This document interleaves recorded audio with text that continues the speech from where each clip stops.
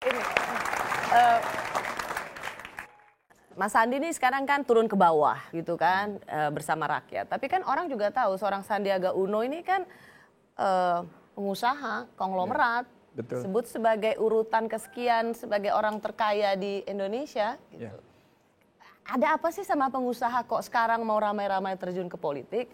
Suuzonnya adalah bahwa sekarang pengusaha yang sudah punya uang yang banyak juga masih membutuhkan kekuasaan. Dan kecurigaannya adalah bagaimana konflik kepentingan itu. Gimana menjelaskan bahwa pengusaha itu sejatinya adalah juga bisa jadi pilihan yang baik di dunia politik? Saya ngelihat bahwa akhirnya itu mengenai what will you do for your country ya. Karena kontribusi sebagai pengusaha itu sebetulnya saya nggak punya niatan sama sekali masuk politik. Di 2010 saya udah diajak, tapi saya ngelihat bahwa sebagai seorang pengusaha kan kita juga berkontribusi buat negara, menciptakan. Saya dengar sebenarnya waktu itu juga dicalonkan jadi wakil gubernur ya? Iya, di 2012 tapi nggak diizinkan sama Nur sama Mama. Waktu itu akan mendampingi siapa? Nah, kamu yang bilang atau aku yang bilang? Biar Mbak Rosi yang bilang. Benar nggak waktu itu sebenarnya diminta untuk mendampingi Pak Jokowi? Ya kalau misalnya waktu itu bilang iya, sekarang saya nggak usah kampanye-kampanye, udah jadi gubernur sekarang. Jadi sebenarnya waktu itu nama sudah dicalonkan. Apa yang membedakan dulu mau nggak mau, sekarang mau?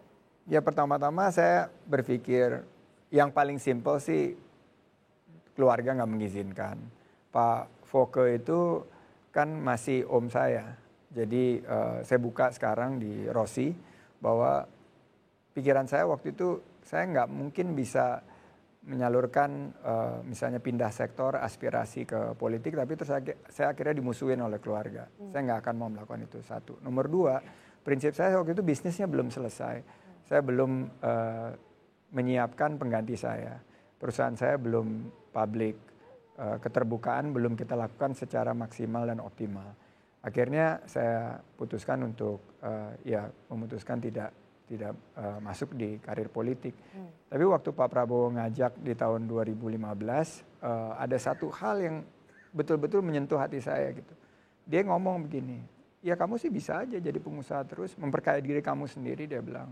Menciptakan pekerjaan buat 50.000 karyawan. Tapi negeri ini juga perlu, karena politik itu sudah dipilih menjadi, demokrasi itu sudah dipilih menjadi ujung tombak bangsa dalam bernegara. Dan partai politik itu membutuhkan asupan darah segar. Kita membutuhkan kamu. Kamu bisa aja egois terus menjadi pengusaha. Tapi sekarang saya minta kamu untuk pikirkan baik-baik. Nah, dan kamu dengerin?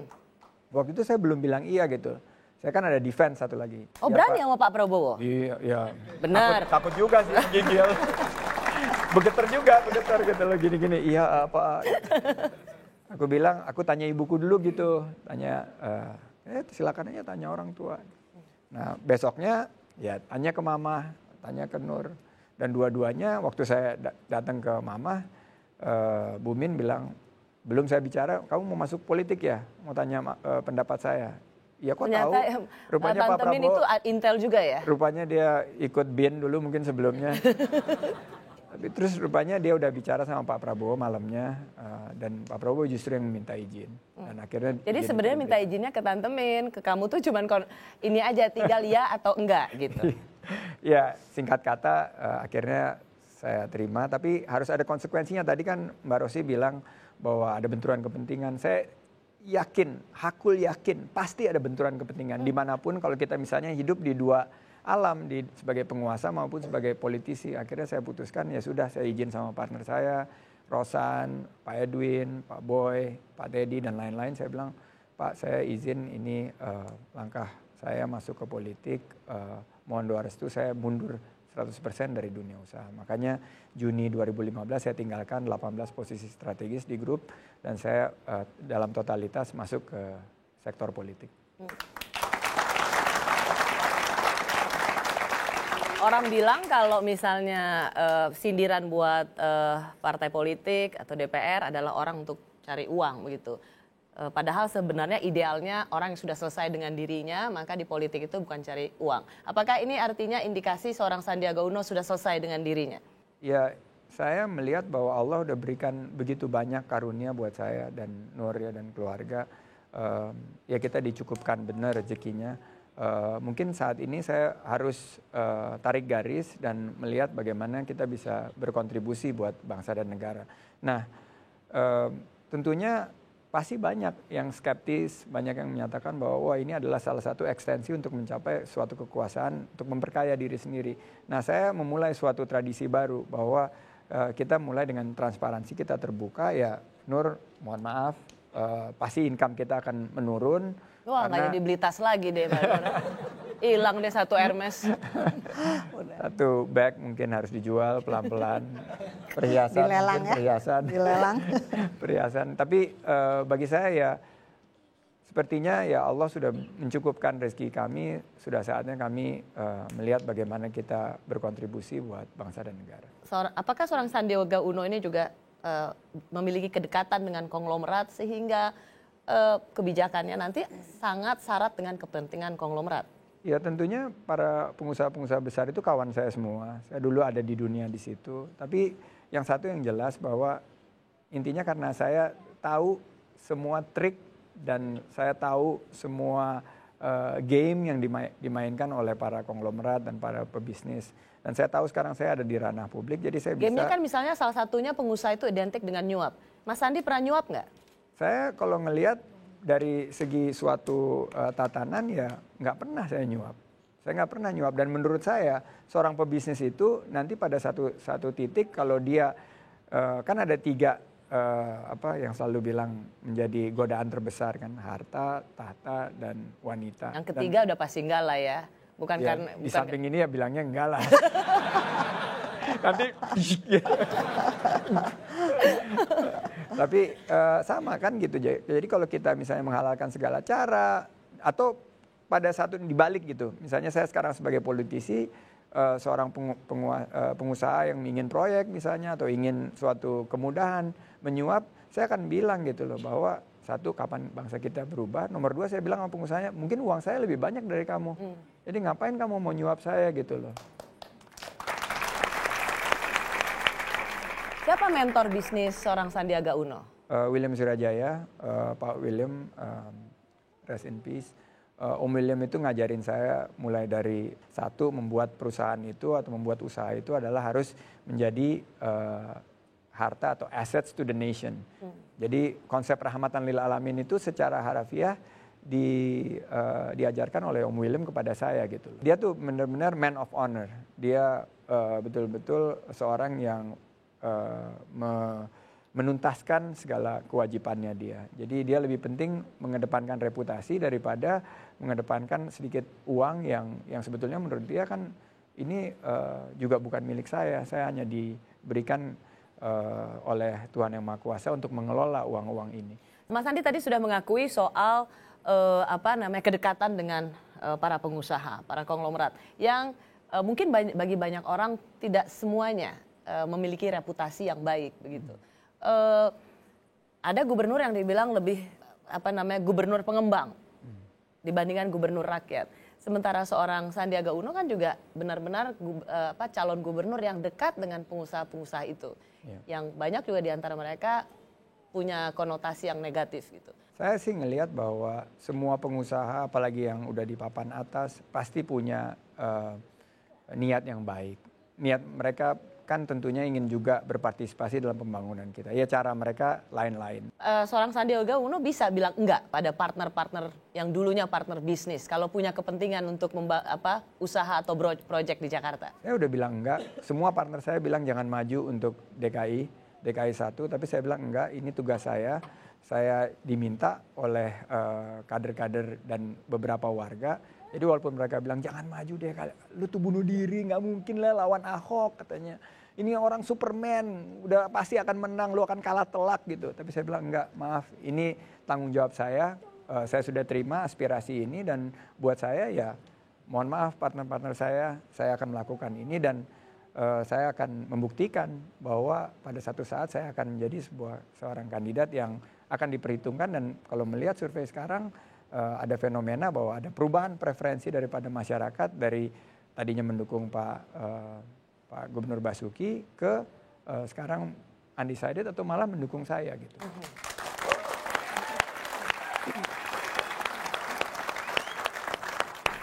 Pernah nggak punya pengalaman yang membuktikan bahwa Anda seorang yang memang punya integritas dan mantap dalam hal Saya nggak akan prinsip? mungkin dipercaya oleh begitu banyak investor untuk mengelola dana kalau saya sangat pragmatis. Kita harus punya sebuah prinsip idealisme. Saya dipercaya untuk mengelola dana oleh partner, oleh investor kita dalam menginvestasikan itu karena kita punya prinsip dan prinsip kita itu selalu menambah nilai. Saya ingat pengalaman mau maju Kadin, ketua Kadin tahun 2000, kan 10. sekarang Rosan nih, Ya. 2010. 2010. Anda dengan berani melawan Bapak Abu Rizal Bakri. Padahal Pak Abu Rizal Bakri, Pak Nirwan itu adalah partner bisnis Anda juga. Bahkan bisa dibilang senior bisnis Anda. Kok berani-beraninya Anda melawan Abu Rizal Bakri? Saya nggak melihat itu melawan. Saya ketemu Pak Ical, saya bilang Pak Ical saya punya konsep untuk mengedepankan UMKM dan koperasi dan kewirausahaan untuk Kadin ke depan. Saya bilang izin. Pak Ical bilang di depan saya waktu itu, ya saya tidak akan mendukung kamu tapi silahkan maju. Jadi saya rasa itu bukti walaupun dia tidak mengendorse tapi dia memberikan kesempatan dan dia kan seorang negarawan. Jadi ya saya maju, ya akhirnya kalah. Tapi Bangga ya, lagi kalah. ya saya bilang saya waktu itu udah setengah jalan dan saya udah keliling Indonesia dari Sabang sampai Merauke. Ada harapan yang diberikan kepada saya oleh para pengurus Kadin di daerah. Buat saya sebuah keputusan yang sangat tidak bertanggung jawab kalau saya mundur saat itu. Dan buat saya kan ini amanah juga dari teman-teman Kadin, walaupun akhirnya mereka belok nggak jadi milih saya. Tapi ya itulah dalam kehidupan. Jadi Anda belajar politik juga dari Kadin ya? Ya ada aspek politiknya. Saya pikir itu murni bisnis, tapi ternyata saya salah. Jadi ya udah pelajaran buat saya, pelajaran yang cukup mahal ya Non ya. Sampai sekarang masih kena marah sama dia. Coba waktu itu uangnya dibeliin apa gitu. Tetap ya Bu ya. Tetap nggak mau rugi. Nah, kita sekali lagi saya ingin mengingatkan bagi Anda yang menyaksikan acara ini, jangan lupa berikan komentar Anda dengan hashtag Sandi Uno di Rossi. Perhatikan cara penulisannya S, D, dan R yang huruf besar. Berikan komentar Anda di Twitter. Itu kayak nama orang Italia, Sandi Uno di Rossi. Sandi Uno di Rossi. Sandi Uno di Rossi. Karena orang Itali sama dengan orang Batak. Sama juga dengan orang Betawi. Ada video dari Pak Prabowo yang mengatakan ini sebenarnya bagian dari dukungan pada Sandiaga Uno. Siapa yang tidak mendukung Sandiaga Uno adalah antek asing. Coba kita dengar cuplikan.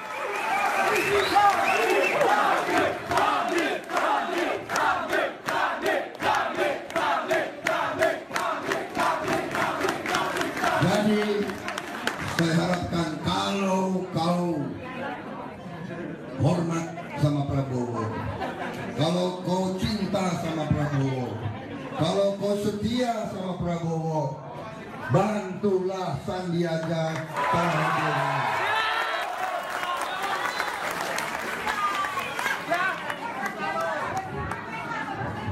Yang tidak dukung Sandiaga Uno, antek asing, saudara-saudara.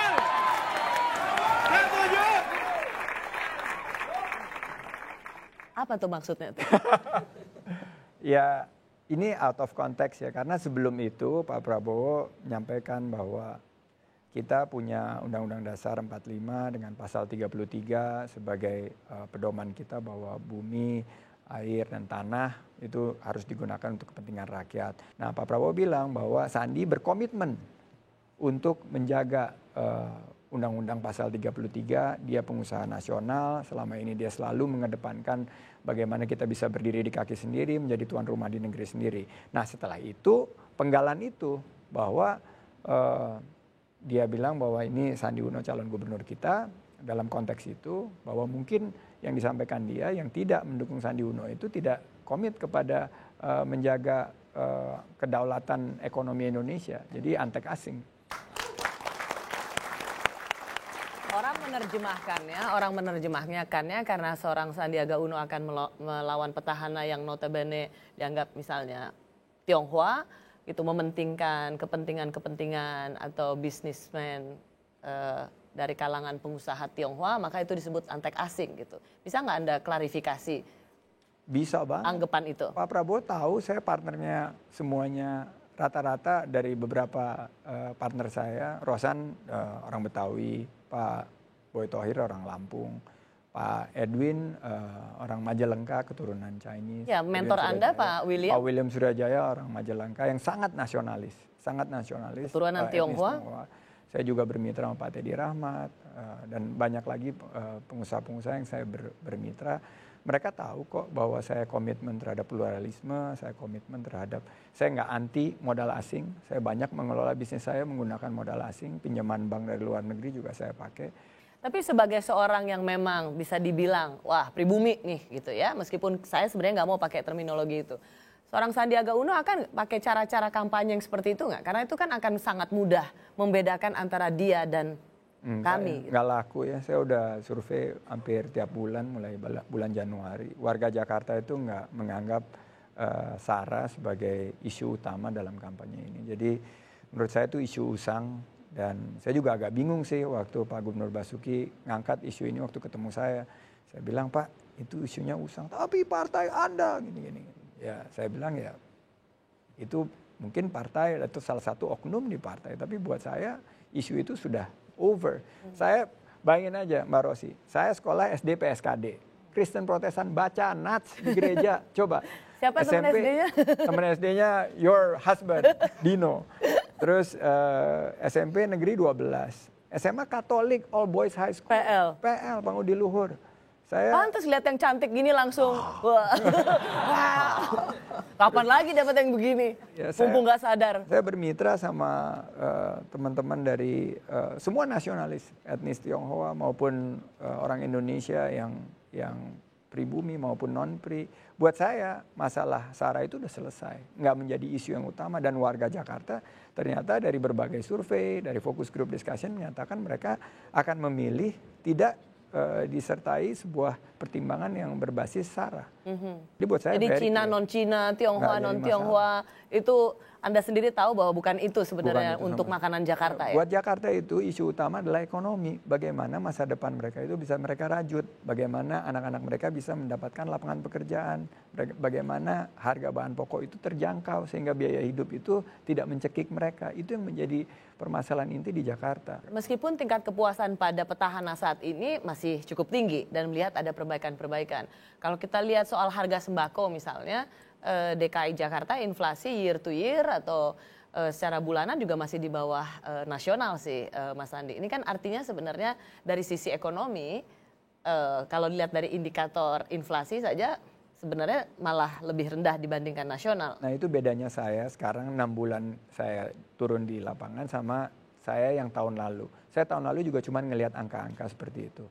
Saya dulu di belakang meja sebagai seorang ahli keuangan melakukan investasi. Saya bilang enggak nih investasi angka inflasi itu rendah.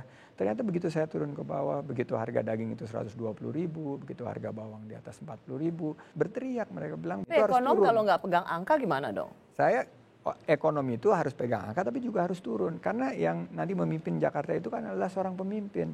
Jadi warganya mengaspirasikan bahwa masalah harga bahan pokok ini tidak terjangkau itu ya kita harus dengar dan harus buktikan bahwa kita mampu memiliki program untuk memastikan pasokan, menyederhanakan rantai distribusi sehingga harganya terjangkau.